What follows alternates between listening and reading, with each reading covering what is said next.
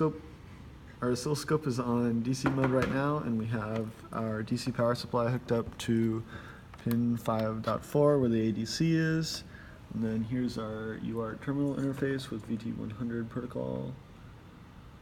And then if we vary the voltage up, we can go here, and we're getting a pretty decent reading. And then the histogram shows that as the voltage varies, we can tell where it's been. So that's DC values for,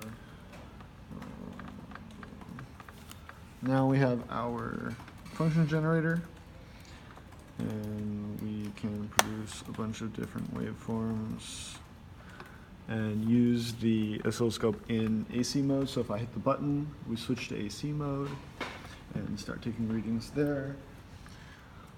First off, we will produce a 500 hertz sine wave at 3 volts peak to peak and 1.5 volt DC offset.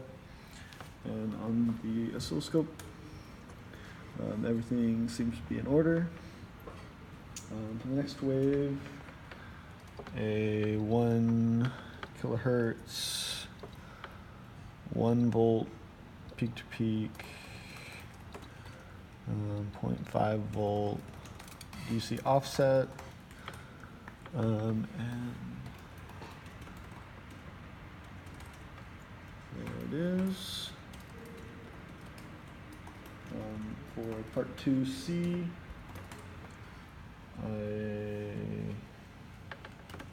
we increase the DC offset to 2.5 volts DC, and the oscilloscope agrees with our values over there. You can see the histogram update as the old RMS values are shifted out.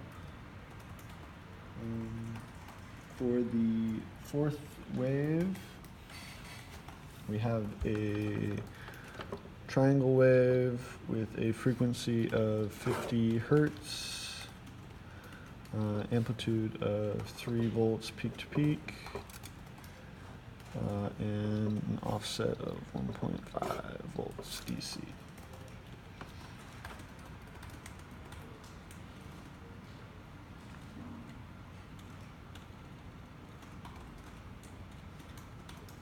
And then the last wave is a square wave. We're going to use 50% duty cycle. The frequency is 10 hertz, amplitude of 1 volt peak to peak, and a 1.5 volt DC offset.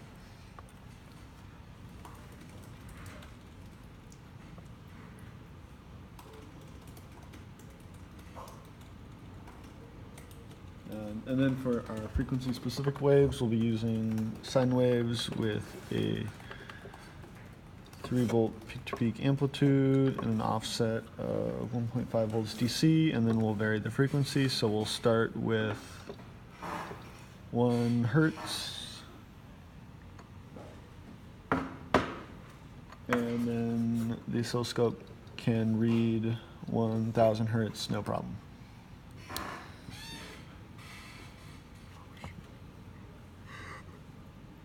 Awesome.